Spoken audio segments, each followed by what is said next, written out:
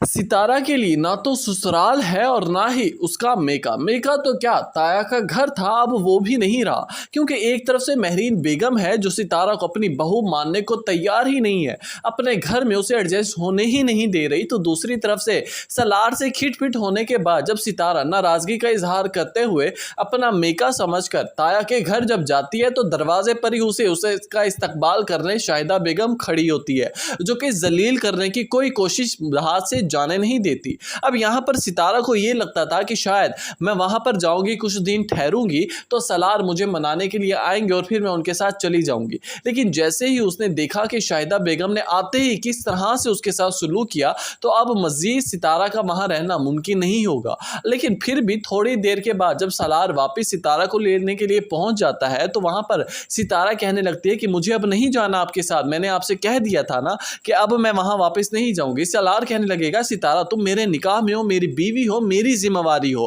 تم یہاں پر اب کیا کرنے آئی ہو؟ یہ صرف تم یہاں میکا نہیں ہے، یہاں پر تم صرف آ سکتی ہو چند منٹوں کے لیے، چند گھنٹوں کے لیے، چند دن کے لیے، مسلسل ٹھکانہ تمہارا یہ نہیں ہے، تمہارا گھر وہ ہے جہاں پر میں اور تم دونوں ایک ساتھ رہیں گے۔ خیر یہاں پر شاہدہ بیگم نے بھی اپنے دل کی بھڑاس ہی نکالی ہے ستارہ پر، کیونکہ اپنے دل میں جو زخم لے کر بیٹھی تھی اسے آخر نکالنا بھی تو تھا نا، سارا غبار کسی پر غصہ پھینکنا بھی تو تھا، تو ستارہ سے اچھا موقع اسے کوئی ملا ہی نہیں۔ لیکن یہاں پر احسان فرموش شاہدہ بیگم کو اس بات کا اندازہ نہیں کہ جو کچھ بھی اس کی بیٹی کی عزت کو بچانے میں جس نے اہم کردار ادا کیا وہ ستارہ کا شوہر سلار ہی ہے، جس نے کس ناطے سے، اپنی بیوی کے ناطے سے نا ان سب کی ہیلپ کی، کوئی ذاتی مفاد تو تھا نہیں سلار کے ان سے۔ یہاں پر شوکت صاحب اس بات کو اتنی آسانی سے رائگاں نہیں جانے دیں گے، بلکہ وہ پورا کریڈٹ ستارہ اور سلار کا دے کر رہیں گے، کہنے لگیں گے شاہدہ بیگم یہ مت بھولو کہ تمہاری بیٹی کو بچانے میں اہم کردار انہی کا ہی ہے، خدا نخواستہ اگر یہ نہ ہوتے تو آج ہماری عزت خاک میں مل چکی ہوتی اور ہم آج سڑکوں پر رول پھر رہے ہوتے۔ کرن کے ساتھ ہمدردی کرنے کے لیے ستارہ کرن کے کمرے میں جاتی ہے، اس سے ملتی ہے، اس کا دکھ درد بانٹتی ہے، اسے حوصلہ دیتی ہے، اسے انکریج کرتی ہے کہ تمہیں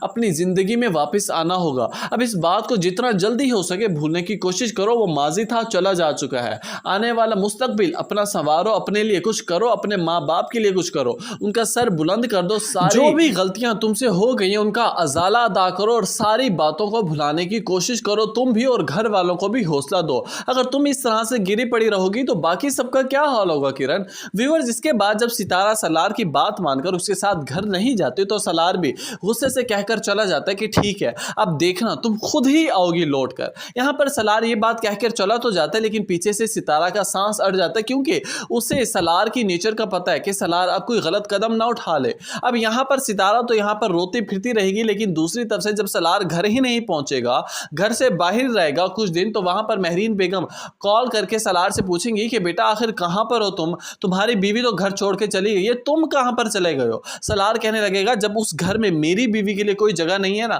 تو میں بھی اب اس گھر میں نہیں آنے والا۔ ناظرین یہ بات سن کر طاہر سکندر اور مہرین بیگم کے تو سارے طوطے اڑ جاتے ہیں، مہرین بیگم تو رولا کرلانا شروع کر دیتی ہے، چیخ و پکار ہوتی ہے۔ ہو سکتا ہے یہیں پر ہی مہرین بیگم کو اپنی غلطیوں کا احساس ہو جائے۔